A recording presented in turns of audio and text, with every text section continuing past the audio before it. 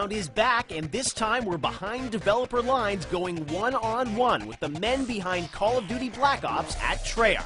Multiplayer game design director David Bondahar, community manager Josh Olin, and game director Dave Anthony reveal what it takes to create a Call of Duty experience and what it means to rise above the challenges and expectations of the public. What's Treyarch's design philosophy, and can the vision live up to the criticism? It's great to be listening to their feedback and bringing that into the development side of things. After all the teasers and trailers, what do they really mean, and what might you have missed?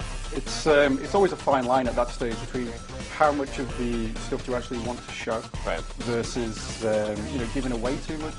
Plus, how they distinguished themselves from Infinity Ward, and what cool aspects of the game didn't make the final cut. We had this concept for the game called the Black Market, which is really this sort of concept of a literal store where you go and purchase things. You asked for it, and now Bonus Round goes behind the design with Call of Duty Black Ops.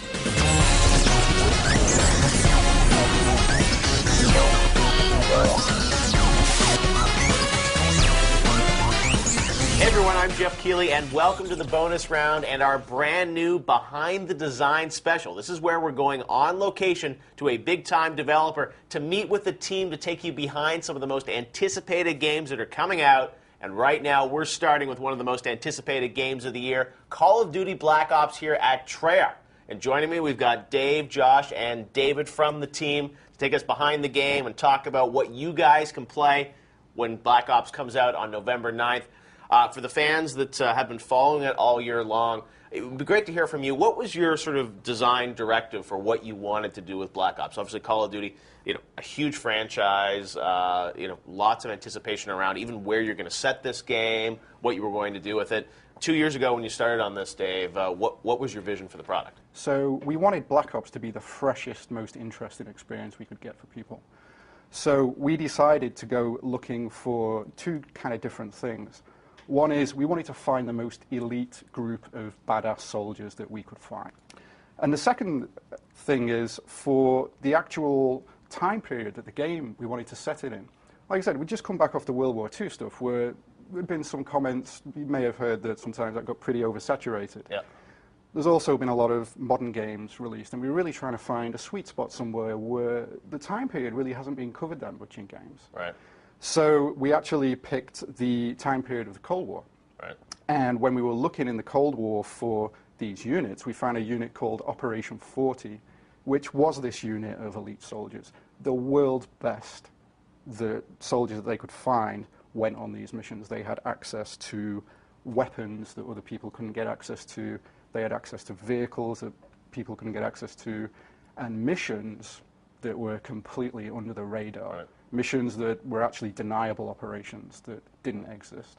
So was it always clear that you wanted to do Cold War, or did you guys debate, hey, what about doing World War II again, or what about doing, a Vietnam game? Or absolutely. It was an active debate at the time, and the Vietnam thing is a good question because it is a war that hasn't had a lot of focus in video games, certainly on the recent consoles. And we thought about the Vietnam thing a lot, but one of the things that was absolutely key to us is gameplay and variety first. Yeah. So if we were to base the entire game on Vietnam, we didn't feel like we would be able to deliver that for the fans. So the Vietnam part of this game is actually a part of it, but the game actually spans over the whole period of the Cold War. Wow. With the Vietnam part of it just being one segment, but it is an incredible segment with a lot of great reference material. Now, Josh, you're the man on Twitter, as you said, and Treyarch obviously did World at War. And a lot of people were wondering what you guys were going to do. But, last year Modern Warfare 2 came out. Infinity Ward did a great job on that game. You guys sometimes always, are seen as the underdog, I think, for some of the community guys to sort of see what is Treyarch going to do here. What is it like from a community perspective to hear all the debate and discussion and the rumors and the leaks about what Treyarch's going to do for this game? It starts off really frustrating because they're not shy to put themselves out there and come up with their theories and their suggestions and their honestly conspiracies, and that played a lot into like the World at War Zombie stuff we did. Right. But it's great to be listening to their feedback and bringing that into the development side of things. And now that we've sort of revealed pretty much everything we have, especially multiplayer is where most of that feedback lives. We were able to kind of show off a lot of the ways that we were taking cues from the community and integrating their suggestions into our design. Is it hard to win them over, though? Because I know this year's been, there's been lots of news out there. I mean, did you ever feel like it was going to be hard to get them on board with this game?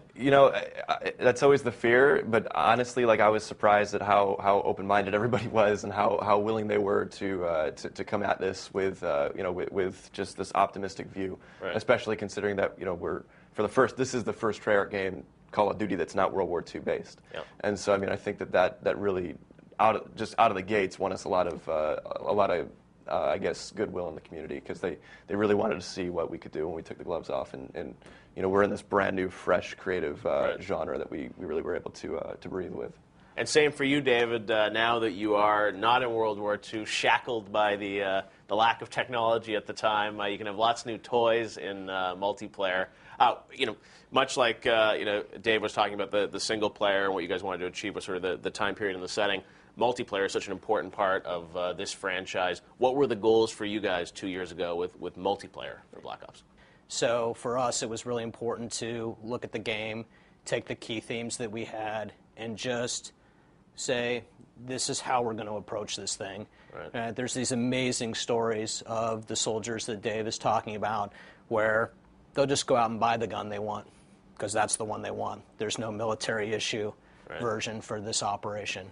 And that kind of stuff really influenced the game design in a very significant way, where we said, hey, this is an idea we can take into MP and say, you're going to then take your currency and buy what you want and then go play the game. Now, when you're picking the time period and what you're going to do with the game, I mean, is multiplayer sort of has a seat at the table to decide on the time period? Because I'm sure sometimes it can be a thing where, you hear, hey, we're doing a Vietnam game, and it's like that's where you have to set your multiplayer. Absolutely. I mean, it's a combined decision? Yeah, it's a really key thing, because if you think about the way people play multiplayer, people play this game every single day. They play it over and over again.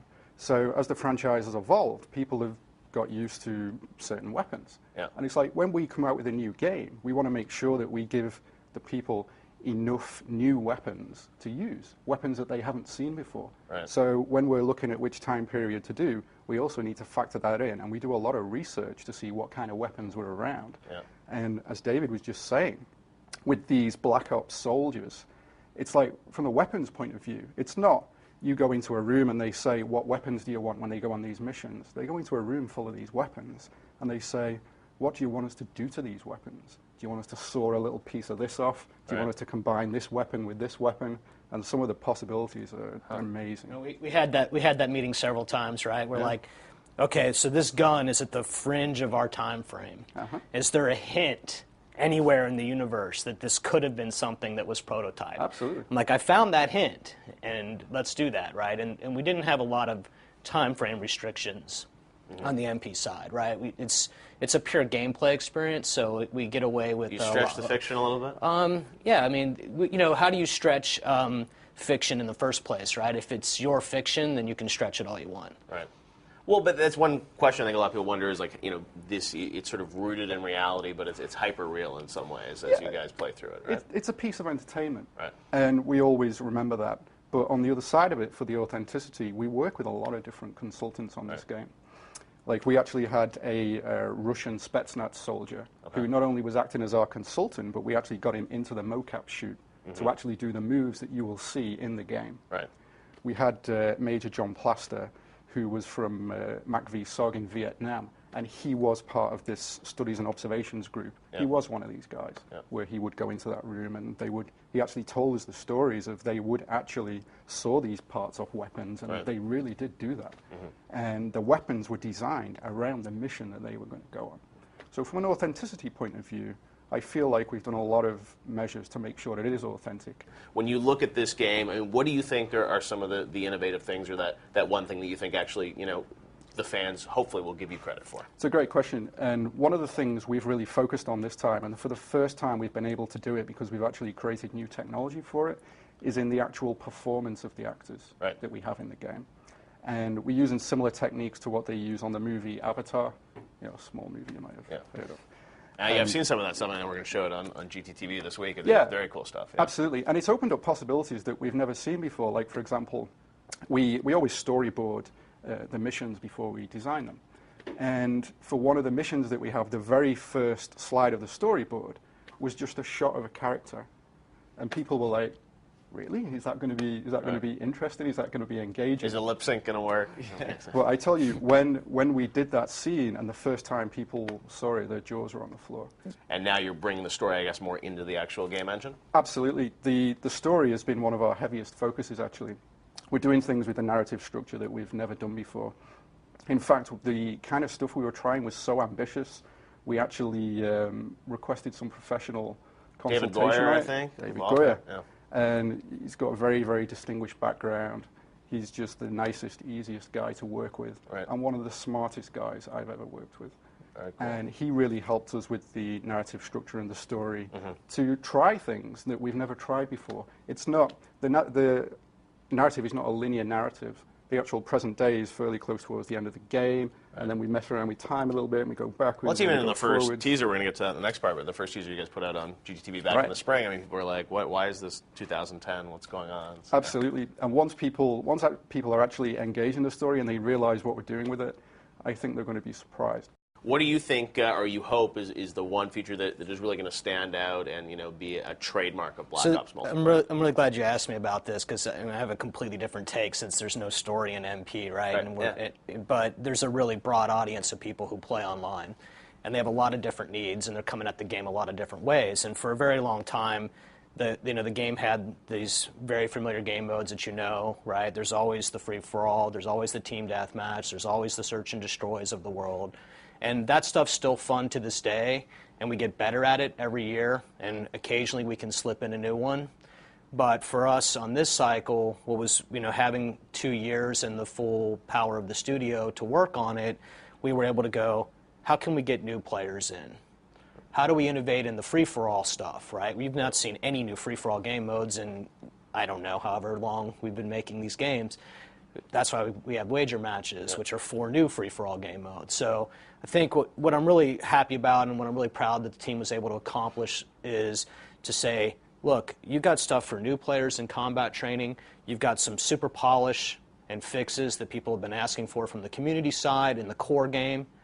We were able to bring bare bones, the true bare bones, the community guys from Josh's camp have beat me over the head about, right? And we're able to do something entirely different because we have an economy system inside the game. We can have gambling. We can have free-for-all game modes that are just completely different than the regular experience. And very accessible, too. They're still, there's not anybody who can't have fun with those. I've yet to see someone just struggle with them, right? Yeah. They're very simple.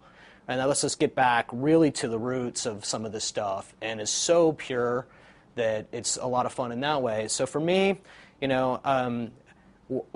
for me, it's about all of that stuff coming together and the diversity there and being able to serve this growing, huge population of players. Cool. All right, well, when we come back on Behind the Design of Call of Duty Black Ops here in the bonus round, we're going to take you through all those trailers this year. You've seen them, you've watched the pop blocks, well, now we're going to give you insight into what the team was trying to do with those trailers. Don't miss a brand new Game Trailers TV from here at Treyarch, where we will be unveiling brand new single-player and multiplayer footage. We'll see you next week right here in the bonus round. Bonus round.